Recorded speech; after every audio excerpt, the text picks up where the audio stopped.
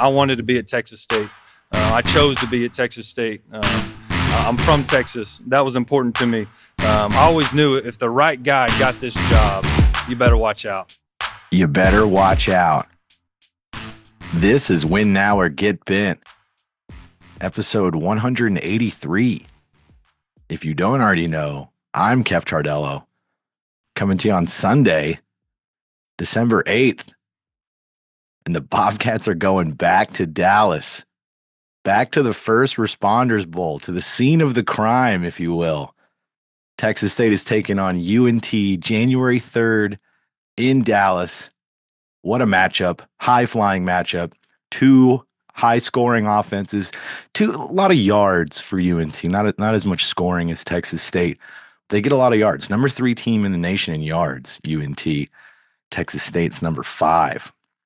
We'll go over that. I'm already stepping on the toes of the podcast. We'll go over that, little update on basketball and volleyball. But before we get there, this episode is brought to you by First Lockhart National Bank. As the largest financial institution headquartered in Caldwell County, First Lockhart National Bank expanded to San Marcos in 2018 and opened a state-of-the-art branch on Hunter Road in 2020. For the past 6 years, FLNB has provided a wide range of financial services that have significantly improved the quality of life for the San Marcos community and beyond.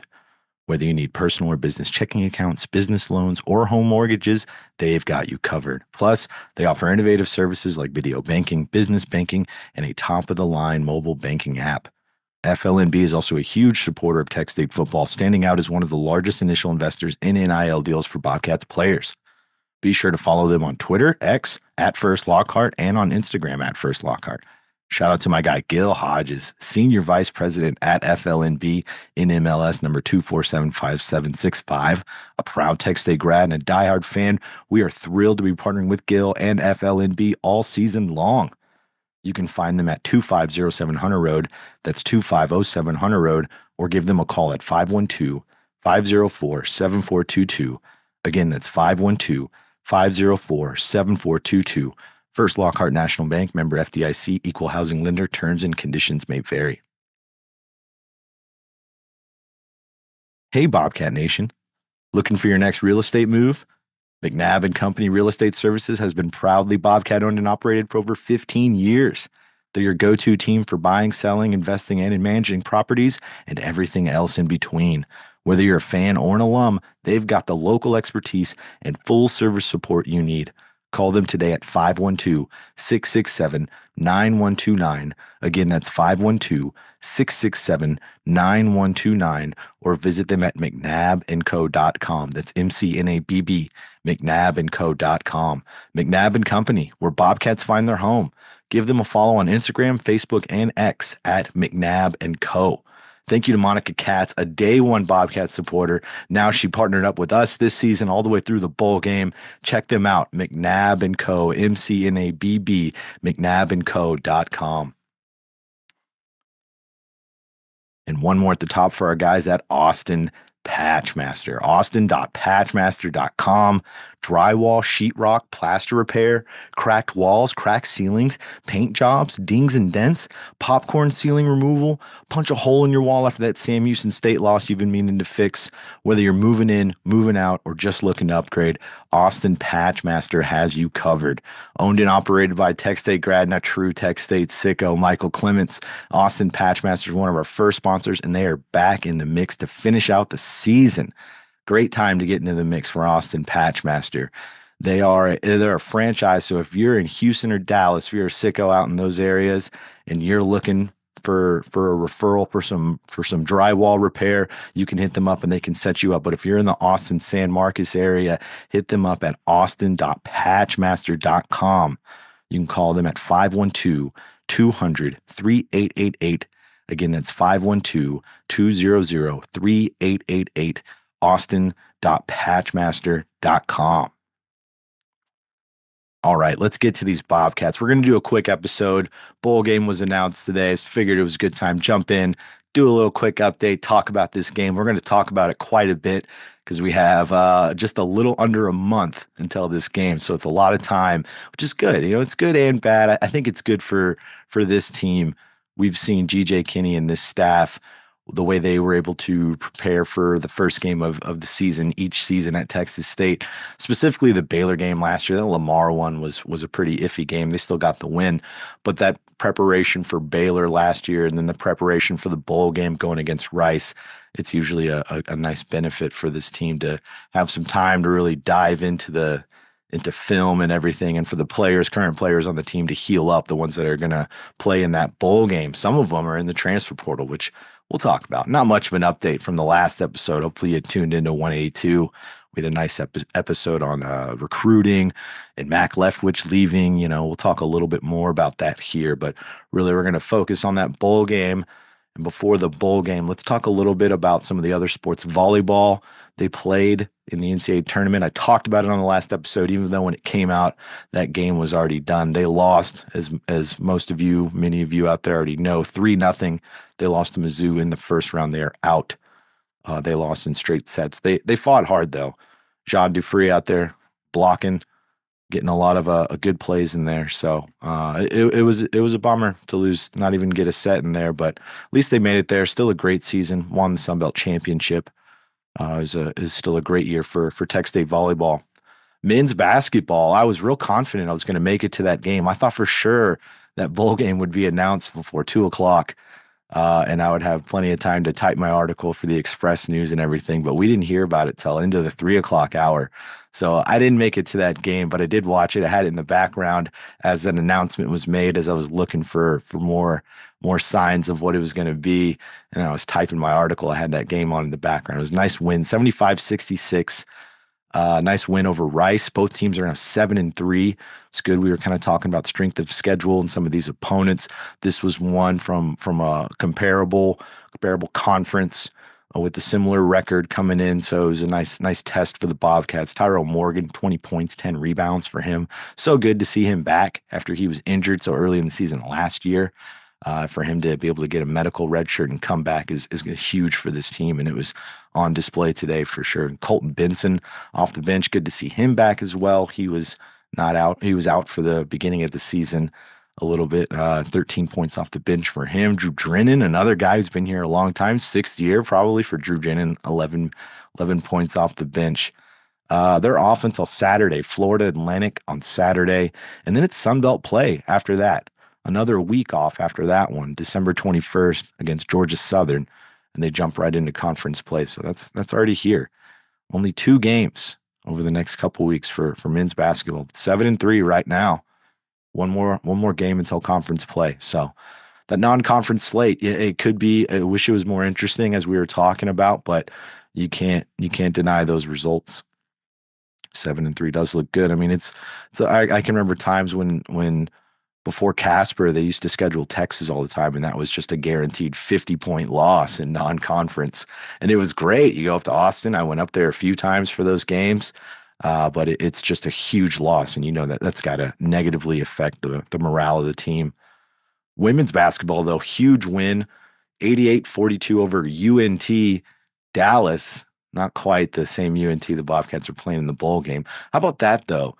The men's team beats Rice in basketball, team the Bobcats beat in the First Responders Bowl last season on the same day that it's announced they're back in the First Responders Bowl. And women's basketball beats UNT Dallas, what would you call that, a feeder school for the Bobcats opponent coming up. UTSA knows what that's about, that feeder school life. Oh, an inappropriate pop shot at the Roadrunners. Have fun in Myrtle Beach. Gosh, that's a long ways away. I am thankful the Bobcats are in Texas, but I'm stepping on the bowl stuff already. Women's basketball, everybody scored, which is one of those games. You're playing those down opponents, and everybody on the team, they just unload the bench and everybody gets a bucket. One of those great teams. You could have put in the team manager, would have got a bucket. The water person, water boy, girl, water person, whatever is appropriate, however we say it these days. Women's basketball 5-3. They are at Denver next Sunday. But all right, let's talk about the First Responders Bowl. Texas State, they are back in the First Responders Bowl, as we were talking about at the top. Last season, 45-21. I believe I remember the score. Last season, they beat Rice. They set the attendance record for the First Responders Bowl, 26,000 and some change at the First Responders Bowl. Most of them were Bobcats, and they drank the place dry. Literally, ran out of beer at Gerald Ford Stadium, SMU Stadium up there in Dallas. They completely ran out of beer. I believe it was like the third quarter, maybe around halftime. The beer was already gone, so they better prepare for the Bobcats a little better this time. But that's going to be fun. That's great for travel right off the bat. Everything about this bowl, I'm a big fan of. If I went into today and I was picking everything, especially knowing the New Orleans Bowl was out, that's the one destination where if I got to go out of state, I wouldn't mind driving to New Orleans. Otherwise, I really wanted it in Texas. But if I was going into today and I wanted anything, I would have said I want it in Texas and I want it against UNT because this matchup, it's going to be terrific. These teams are very similar. Bobcats, haven't looked at odds or anything. Imagine they have the edge. I can't imagine those odds are even out yet. That'd be pretty remarkable. Maybe somebody out there does, but I would imagine the Bobcats have the edge. But these teams are very similar. The ups and downs of this season. The downs were a lot lower for UNT when they did go down. They finished the season with a win, but they did have a long 5-game losing streak in that season. But I wanted it for the location matchup for the in-state rival UNT. And this is an old rivalry. I wish, I kind of went into this. I took some notes on the other sports. I went in pretty notes free on this matchup because I have a lot of it in my head. But the overall record, something like 7-29-3 in favor of UNT. But these two teams have not played since 1994, long time, 30 years ago was the last time these two teams played. UNT won that game. They've ended on a 3-game winning streak actually. So they have the Bobcats number as far as the history because it goes way back to the Lone Star Conference throughout the 30s and the 40s between these two teams. They were playing football way back then. The very first matchup was 1915. I pulled it up and was looking at it at Winsipedia. It was 1915 all the way back then. There's a couple games that are missing some information, location and everything, but the scores are there with some of these games in the 20s. That'd be interesting to try and go back and find those maybe in the St. Marcus Daily Record or something. But this is an old matchup. I wouldn't call it an old rivalry, but it's an old matchup. Used to be conference rivals. Lone Star Conference, as I said, in the 30s and 40s. And then again in the Southland Conference, I believe it was 1987 to 1996. So just that 10-season window in the 80s and 90s with the last game coming in 1994. So these are two teams, they are somewhat familiar with each other. I mean, the last time they played, it was Southwest Texas State versus UNT. So very interesting. I know for me personally, I really, really like this matchup, and this is a very biased personal reason, but I spent my first year at UNT. I know it's not, I don't say it with great pride. I smartened up and transferred to Texas State after my freshman year. And it was a great choice. Haven't looked back, obviously. Fell in love and didn't look back. And kind of followed a bunch of friends. I went to high school in the Dallas-Fort Worth area, Keller High School in Keller, Texas. It's in that metroplex, if you will. And I just kind of followed a lot of friends to UNT. And then my dad retired from the Navy, or he's close to retiring from the Navy, and moved down this way to Bernie. So, it was a way to be closer to him. Saw the river, didn't turn around, stayed here as long as I could, still here.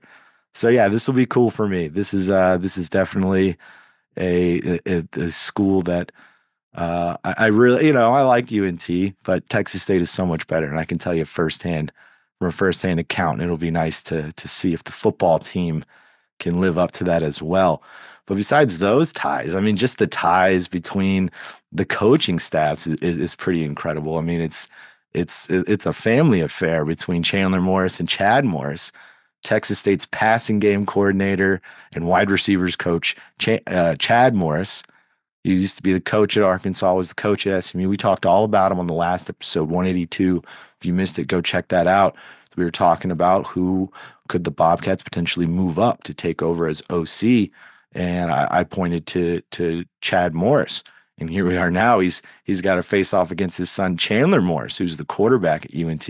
Terrific season for him. Number 3 offense in the nation, as I was saying earlier. So it's going to be a real interesting matchup from that aspect, just to see what happens before the bowl game, because it's Mac Leftwich. He's off to Lubbock. He's not going to coach in this bowl game. It's not that type of situation, especially when it's a month away. He's on to Texas Tech. Excuse me. It's 2 episodes in a row. I had to stop and give a little cough. But he's off to Lubbock, so he's not going to be in there. They're going to need an OC for this game. Would imagine that Chad Morris would get moved up pretty quickly if they were going to go that way. I mean, pretty familiar with the quarterback. He knows his son. He's coaching on the offensive side, but I imagine he can give some tips, some tells, if you will. So that's such an interesting wrinkle to go along with all of this. And who knows? Maybe the Bobcats are looking for a quarterback if old Chandler wants to hop back in that transfer portal after the season. Just saying. His dad's right here, just pointing that out. Not even that, but it's almost, speaking of the OC with Mac Leftwich, his brother is the offensive line coach at UNT as well, Cutter Leftwich. So there's that. There was almost that matchup as well, that family matchup that we're missing out on. And then the ties between all these coaches with Incarnate Word. Eric Morris, he coached at Incarnate Word from 2018 to 2021. Then he left to go be the offense coordinator at Washington before taking the job to be the head coach at UNT before 2023. And his predecessor at Incarnate Word was GJ Kinney. Both of them won the Southland Conference at 2021 and then 2022.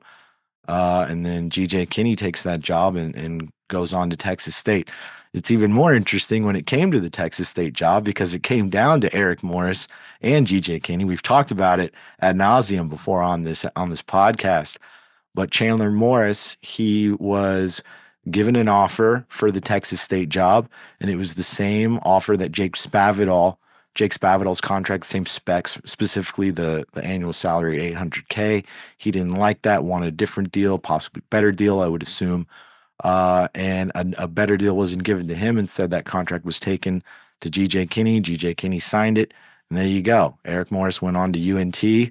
So those sliding doors moment between these two head coaches, there's that with these two jobs. And of course, there's Incarnate Word ties throughout the staff on both of them. I'm sure UNT's, I'd have to look closer at UNT's, definitely at Texas State.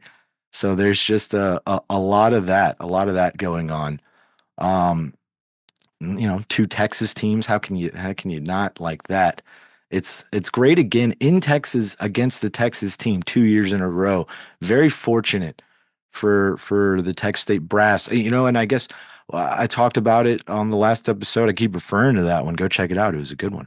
But I talked about it where these bowl projections and everything, a lot of them, it's just people guessing, a lot of it educated guessing, but really people are just kind of trying to read the tea leaves and guess what's going to happen. And so obviously there's some lobbying that has to be done from the Bobcats brass, from these admins. We saw some tweets from Kelly Damphus, some more of the duck tweets where he has the duck, it's calm on the surface of the water, paddling its legs underneath the water. We saw more of that. So, and he even, I quoted Dr. Kelly Damphus for my article in the San Antonio Express News, where he gave a lot of credit to Don Coryell for positioning Texas State to get another bowl like this. So obviously there's some sort of lobbying that they do.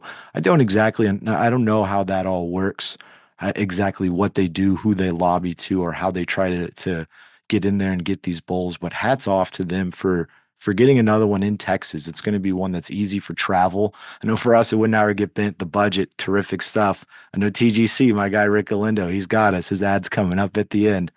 But shout out to Rick Galindo. I know we'll be getting there. It'll be nice and easy. A lot of you live in Dallas. A lot of you are close enough to Dallas. You don't mind making the drive.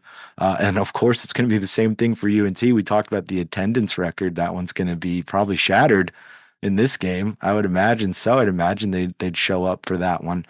And it's going to be a really good game. Two offenses, as I said, both of them top 5 in the nation in total yards.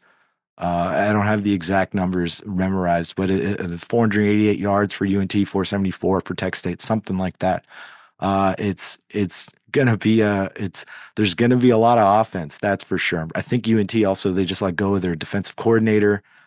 Texas State let go of their offensive coordinator, so there's that, or didn't let go, excuse me. Their offensive coordinator left for Texas Tech, did not let him go. Mac Leftwich left for Texas State, or for Texas Tech. Jeez, I'm all over the place on that one.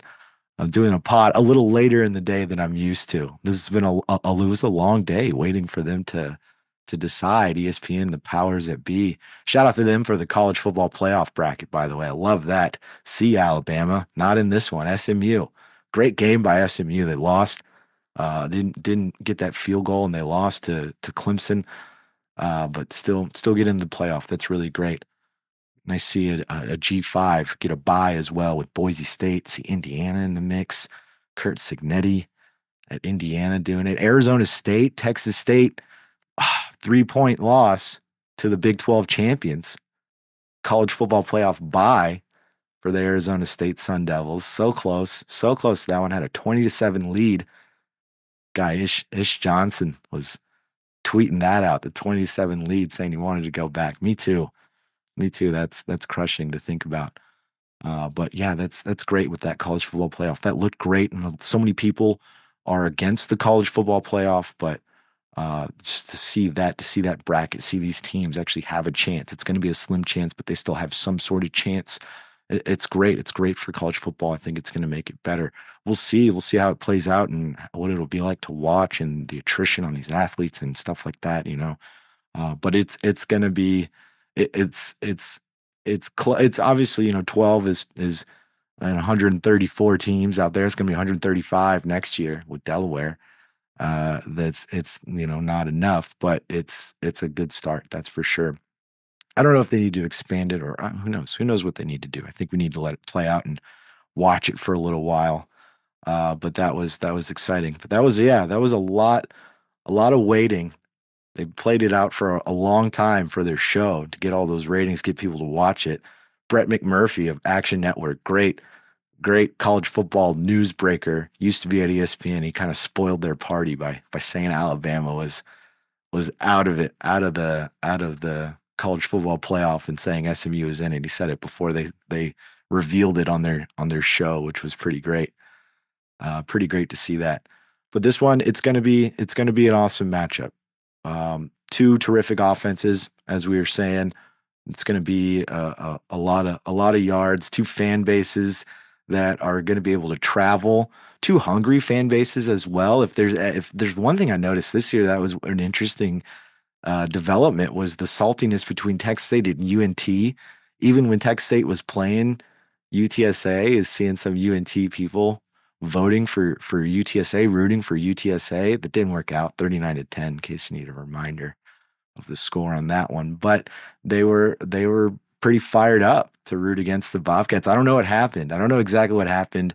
Who knows? Summer is long. I know that. That's when a lot of these beefs start, is when everybody has a lot of time on their hand in the summer. They're just looking for something to do, so they drudge up some war. Maybe it was a recruiting thing. Was there a recruit that everybody was going after? We did talk a lot about that in the last episode with the recruits. Tech State signed 18 signed recruits. If you missed that, go look at episode 182. How many plugs for that one is that now? 5? But go check out that episode where we talk a lot about those recruits, and a lot of them have UNT offers. So the recruiting implications in this game is also crucial. These two teams are constantly battling for the same caliber of athlete on the recruiting trail. And now that's going to be one more chip in the deck in recruiting. You can say, hey, they're recruiting you. We beat them in a bowl game. It's just one extra thing you could say. We talked about where Texas State was able to flip a lot of Rice players, a team that they beat in the bowl game last year. Guarantee you they brought that up. You're committed to Rice. Look at this score, 45-21. We beat them in a bowl game. I guarantee you that came up.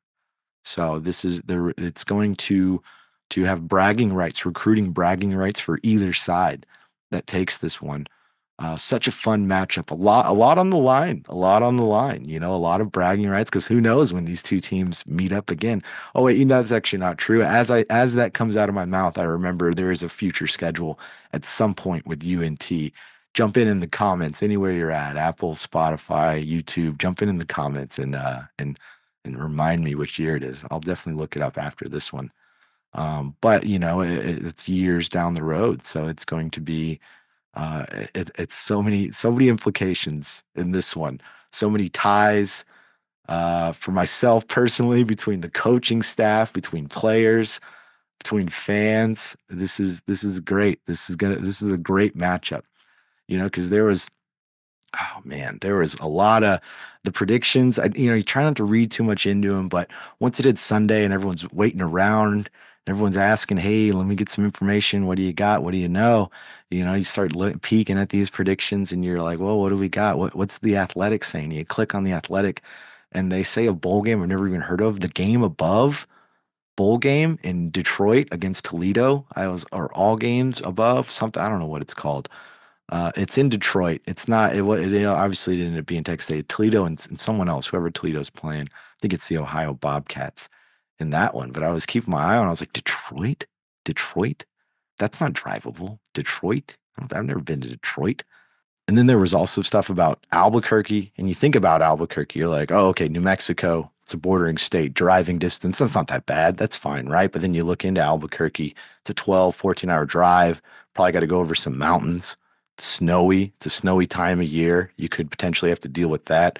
So that wasn't going to be great. And Shreveport, it's not New Orleans, but it's not too terribly far. So I didn't mind any of that. But Texas, Dallas, where we were last year, we already know what hotel we're going to stay at. We've already got the wizard figured out where he's going to stay. Some place he already really likes over there.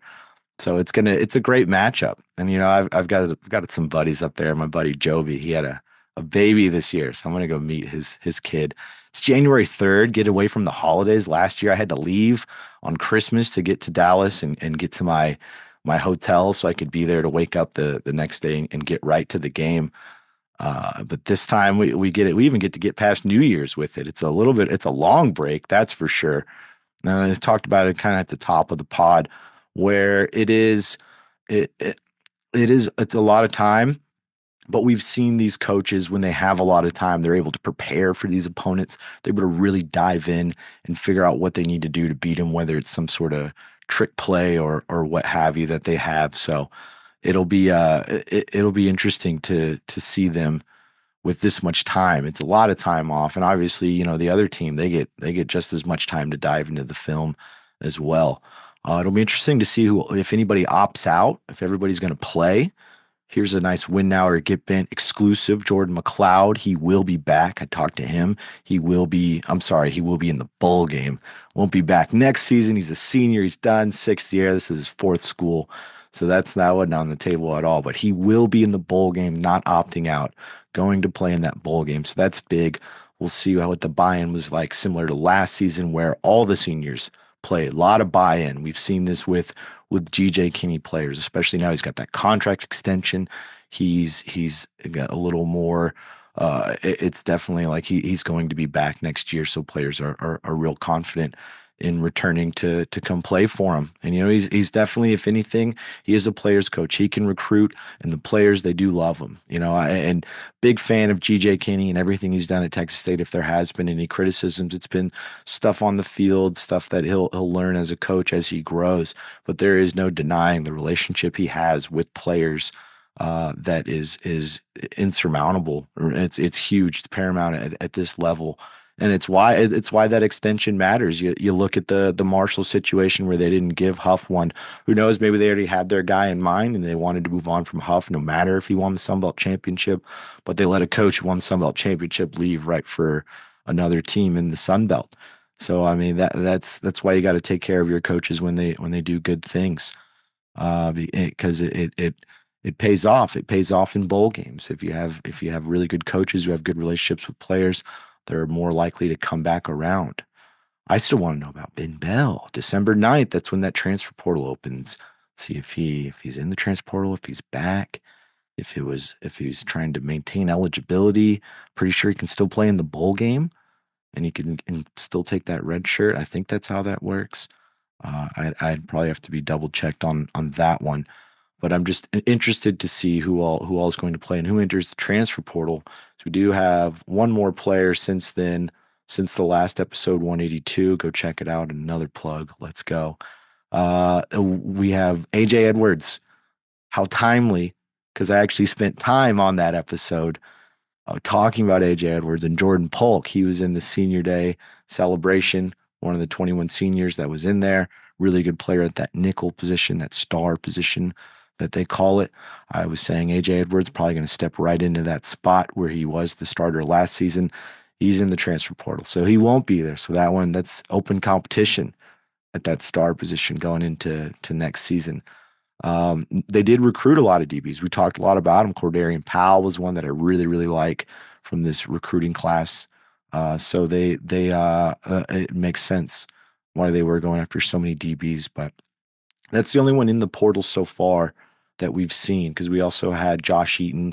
Oh, you know what? I don't think we didn't talk about Josh Eaton on the last episode. I think that happened since then. Josh Eaton also in the transfer portal. So that's two DBs for Texas State, starting corner, potentially starting star position for AJ Edwards. So that's two DBs. So there's going to be some holes to fill. Obviously, AJ Edwards, he only played 3 games this year, was hurt for most of the year, so it doesn't really impact it personnel wise this season, especially if they can get Jordan Polk to play in that one. But it is just it's a couple players. We've seen some of the quarterbacks going in there, which, by the way, I watched the film on Gavin Parkhurst. Really, I was able to dive into him a lot shiftier than I anticipated. When you look at him, you look at his size. Yeah, you kind of read what other people have said about him, and it's like, oh, he's a pocket passer. That's what they love to label guys. But if you look at his film, and it's TAP, so it's private school, it's not very good film. It's grainy footage, but he's way shiftier than I anticipated. Really, really moves well, throws the ball on the move really well. Big arm. He was a big guy at 6'3". So interesting. Just won the TAP state championship. So shout out to Gavin Parkhurst. But yeah, it'll be interesting to see personnel wise who all plays in this one, who opts out. I'm pretty confident that it'll be a good number of those seniors, those 21 that we talked about, are the ones that can play, are gonna show up for this one. Big one, 2 seasons, 2 bowl games for GJ Kinney. After so long, 10 years of never being in a bowl game at the FBS level, to get in there consecutively, it's huge. It's great, and it's in the state of Texas. Nice, easy drive for all of us. Hopefully, all of you show out. You got to, January 3rd. You don't have any holiday excuses. What day of the week is January 3rd? See, I don't even know. I guess I should look that up. That's something I can look up while talking a little bit, because that does matter, you know. Because I remember it was on a Tuesday last year. Yeah, Friday. Friday. There you go. Start your weekend off right with a Texas State bowl game. So that's going to be great. Exciting stuff. Exciting stuff for the Bobcats. Lots of content coming up this month, talking all about it. Lots leading up to it. Recruiting is still very much active. They're going after some more guys before the next signing day on February 5th. Lots of developments on who's going to play, who's not. Jordan McLeod does plan on playing. You heard it here first on Win Now or Get Bent. But we'll have lots of good stuff coming up for you this month. Nice, quick little bowl episode for you on this one. But this episode was brought to you by TGC, the GalindoCollective.com. That's GALINDO, GalindoCollective.com. A team of professional consultants dedicated to helping others realize their business potential through people, planning, and practice. Their services cover a wide range of areas such as business strategy, marketing, human resources, and financial planning. If you own property or a business and want to maximize its profitability, contact TGC at thegalindocollective.com. That's GALINDO, GalindoCollective.com, and follow their social media platforms on Twitter at TGC_LLC, and on Instagram and Facebook at The Galindo Collective. Shout out to my guy, Rick Galindo. Been with us since last season, got us to the bowl game last year. He's doing it again this year. I just spoke to him about the bowl game, it being in Dallas again. It's so great for logistics for us here. That is fantastic. But shout out again to the Galindo Collective. Hit them up for all your business consulting needs at thegalindocollective.com. That's GALINDO, galindocollective.com. And one more for our guys at Chilzy, CHILLZEY.com. If you're watching on our YouTube channel, youtube.com/WinNowOrGetBent, you can see me holding up a Mad Cat tumbler. Look at that logo on there, that beautiful Mad Cat right there. You can get any custom logo you want on these tumblers. And if you order 6 or more, punch in Bobcats at the checkout, you get them for $15 a piece. It's a great deal. It's a great tumbler. They also have custom koozies right here. Check these out. More Mad Cat koozies. Oh, you know what? I've got a Texas State 125th year anniversary one mixed in there. That's one. You can get that logo on there if you want. You might have some copyright issues with old Dr. Kelly Damphus, but check out these Texas State ones. You can get any colors you want. Got some black and pink ones here. Any logo you want to put on there. Chilzy's been teaming up with us since last season, hooking us up with koozies, letting them pass them out to you sickos out there. Hopefully, they can get some more for the bowl games. I know there's going to be a lot of you out there. I want to bring some good prizes for you. If you're out there, I want to meet up with you. That's for sure. In Dallas this year, we'll do a lot of fun stuff if we can get to it. Go check out our Patreon page, patreon.com/WinNowOrGetBent. Our great intern, Reese Largent. Let's see if we can get him to go to Dallas. That'd be fun. Reese Largent, he's putting a great work on there on Patreon, patreon.com/WinNowOrGetBent. Check out our merch site, WNOGB.com. I've got the great Mad Cat shirt on right here, WNOGB.com. Stay tuned. We'll have a good merch update for you soon. We're gonna be changing it up a little bit on there. Check out our YouTube, Win Now or Get Bent on YouTube, youtube.com/WinNowOrGetBent. Like, subscribe, comment, all that good stuff. Help us gain traction by getting more traction on those pages. Check out our Twitter at Win Now or Get Bent. Check out our Instagram at WNOGB. Thank you to TGC for getting us to the bowl game. Thank you to First Lockhart National Bank, McNabb & Co., Austin Patchmaster, and of course our guys at Chilzy. Big shout out to the Wizard, Zachary Webb, our great producer here at Win Now or Get Bent. Always working hard, doing great stuff. Shout out to Reese Largent, our great intern as well. And of course, you sickos. Without you, we'd be shouting out to the void without anybody hearing us. But there's plenty of you out there, way more of you out there than were at that Sunbelt Championship game. Louisiana versus Marshall. Marshall got the win. Then their coach left. What a game. What a mess that game was. Not a lot of fans at that one. That one stings, and I probably shouldn't have waited till the very end to bring up this point, but that one stings so much because of that Tuesday game against Louisiana. Jordan McLeod goes down at halftime. It's great. It was the Brad Jackson arrival. Oh, no, I'm sorry. That was RJ Martinez in that one. Brad Jackson was the following week. But that one was, that was Jordan McLeod went down at halftime. It ended up being a 1-score loss. It was a 23-17. The Bobcats had won that game. That Saturday matchup against Marshall would have been in San Marcos. There would have been a much better crowd at that one. You sickos would have shown out in full force. And that's what I mean when I thank you at the end of this pod, every episode.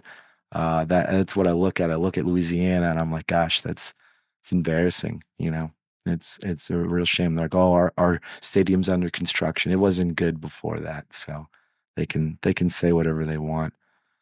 Shout out to you sickos. Appreciate you always tuning in, supporting us, leaving your mark out there. Go get them on those Twitter streets. You know UNT is going to be loud. They've been getting salty. They've been getting real salty. It's going to be a lot of fun. Good stuff. Going to be a fun month ahead, everybody. All right. Win now or get bent.